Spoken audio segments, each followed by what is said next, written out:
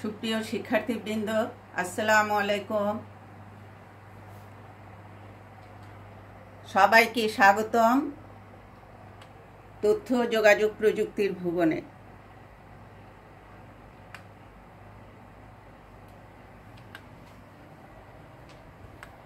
উপস্থাপনায় আমি ফৌজিয়া ইয়াসমিন, সিনিয়র শিক্ষিকা, ICT, Adamjee cantonment public school, Dhaka সেনানিবাস, ঢাকা। আজকের পাঠের বিষয় নিরাপদ ও নৈতিক ব্যবহার, তৃতীয় অধ্যায়।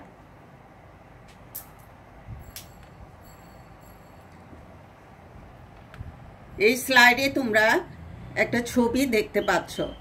ছবিটিতে কি দেখতে পাচ্ছ? দেখো, একজন ব্যক্তি বা একজন লোক, সে কি করছে? কপি বা ডিস্ক, এক ডিস্ক থেকে আরেক ডিস্ক কপি করছে। আরেকটি ছবি তোমরা দেখতে পাচ্ছ, এখানে লেখা আছে বিশ্ব বই ও কপিরাইট দিবস। তাহলে তোমরা এই ছবিতে দেখতে পাচ্ছ এখানে একজন এক ডিস্ক থেকে আরেক ডিস্কে কপি করছে, এবং এই ছবিতে তোমরা দেখছো বিশ্ব বই ও কপিরাইট দিবস। তাহলে শিক্ষার্থী বন্ধুরা, তোমরা নিশ্চয়ই বুঝতে পারছো আজকে আমাদের আলোচনার বিষয় কি হবে। তাহলে আজকে আমাদের আলোচ্য বিষয়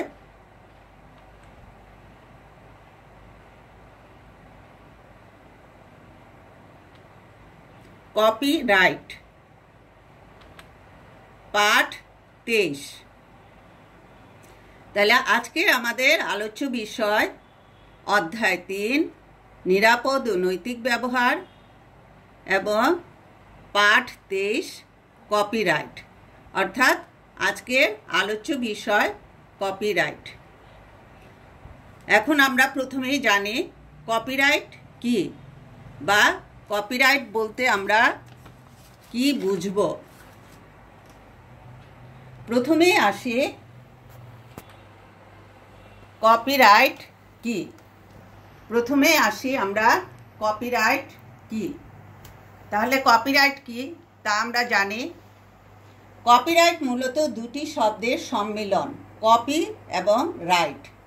কপি অর্থ নকল বা প্রতিলিপি বা অনুলিপি বা অনুকৃতি বা অনুকরণ বা অনুসৃতি ইত্যাদি।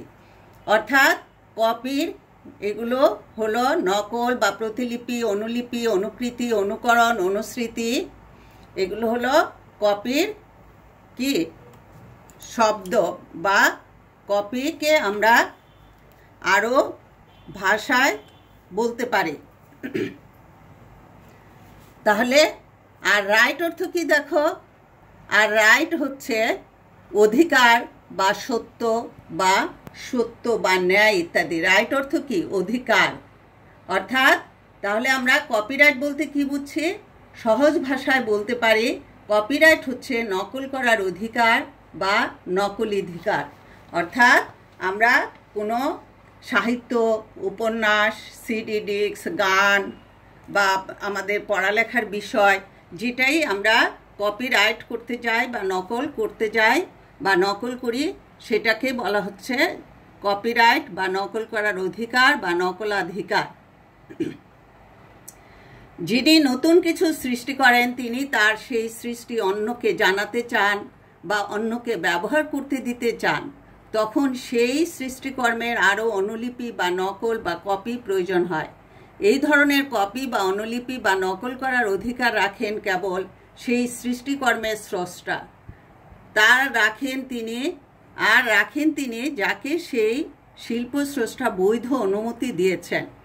এই কথাটা, এই লাইনটায় দেখো, সৃষ্টিকর্মের অর্থাৎ যে কোনো কর্মের সৃষ্টিকর্তা বা সৃষ্টি করেছেন, তাহলে ওনাকে বলা হবে বা তাকে বলা হবে সৃষ্টির কর্মের।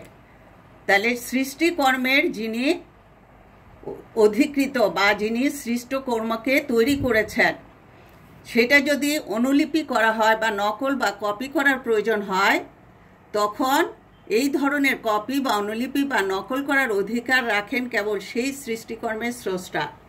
অর্থাৎ যে এই সৃষ্টিকর্মটা সৃষ্টি করেছেন তিনি শুধু এই ধরনের কপি, অনুলিপি বা নকল করার অধিকার রাখেন।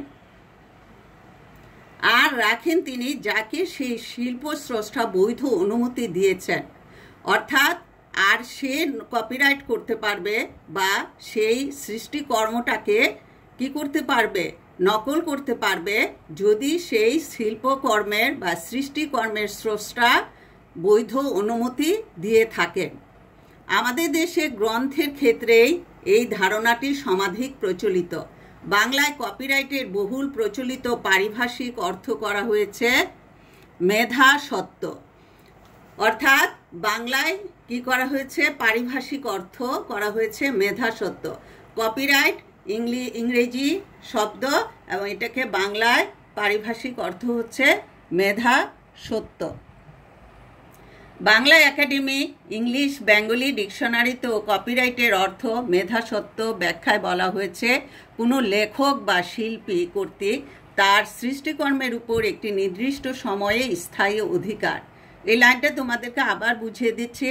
বাংলা একাডেমি ইংলিশ বেঙ্গলি ডিকশনারিতে, অর্থাৎ বাংলা একাডেমি কর্তৃক যে ইংরেজি এবং বাংলা ডিকশনারি বাহির করা হয়েছে বা প্রকাশ করা হয়েছে সেখানে কপিরাইটের অর্থ বলা হয়েছে মেধা সত্ত্ব।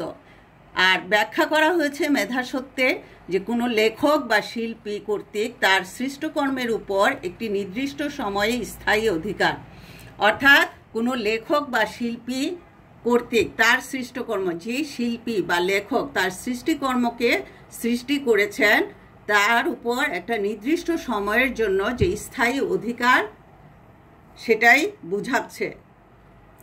এখন আমরা আসি কপিরাইট আইন। এখন আমরা কপিরাইট আইন কি সেটা সম্পর্কে তোমাদের জানাবো। কপিরাইট হলো একটা আইন যা লেখা কন্টেন্ট, ছবি, সফটওয়্যার কিংবা যে কোনো জিনিসের লেখক, প্রকাশক বা মূল মালিকের সত্ত্ব বা অধিকার সংরক্ষণ করে, যা প্রকাশকের অনুমতি ছাড়া ব্যক্তিগত কাজে অথবা অন্য কোনো কাজে সরাসরি কপি করে ব্যবহার করেন তাহলে এতে কপিরাইট আইন লঙ্ঘন হবে। এই লাইনটি দিয়ে কি বোঝাচ্ছে? কপিরাইট আর কপিরাইট আইন একই কথা। কপিরাইট হলো, কপিরাইটকেই বলা হচ্ছে কপিরাইট আইন।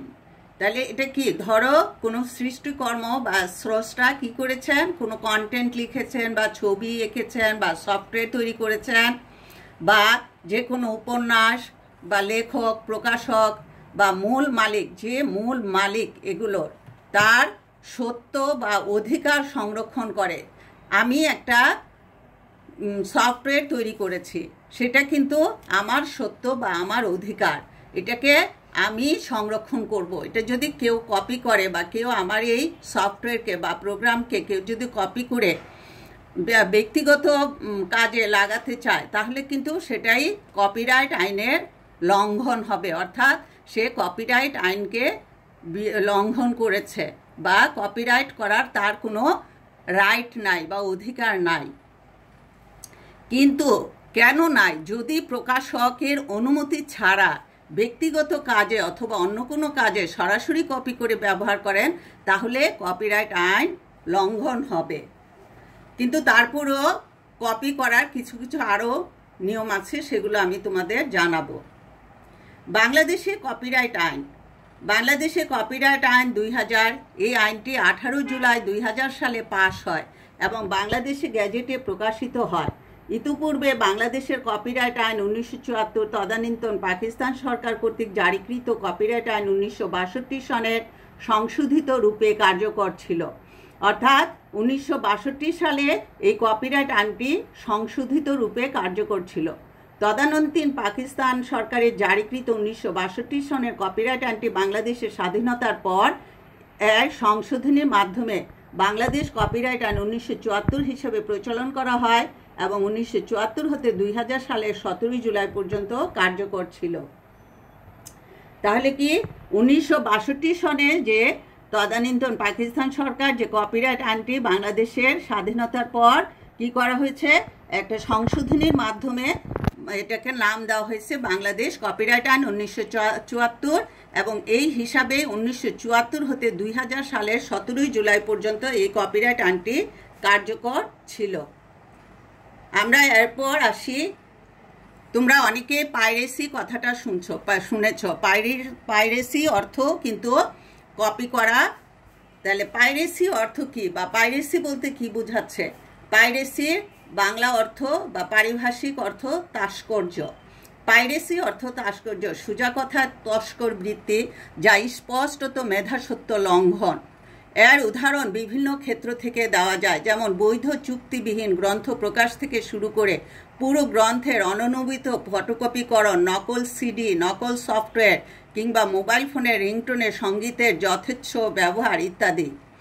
অবৈধ নকল বলতে হুবহু, পুরোপুরি বা আংশিক নকল বোঝায়। আংশিক নকল বলতে যে কর্মে কপিরাইট বিদ্যমান আছে তেমন কোনো কর্মের অনুমতিহীন ব্যবহার বোঝায়।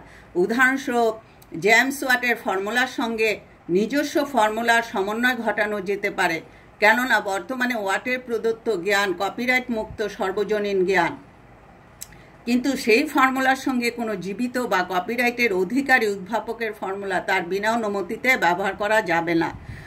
অর্থাৎ এটাকে বলা হচ্ছে পাইরেসি। পাইরেসি কি? যেমন জেমস ওয়াটের ফর্মুলা, সেটা কি?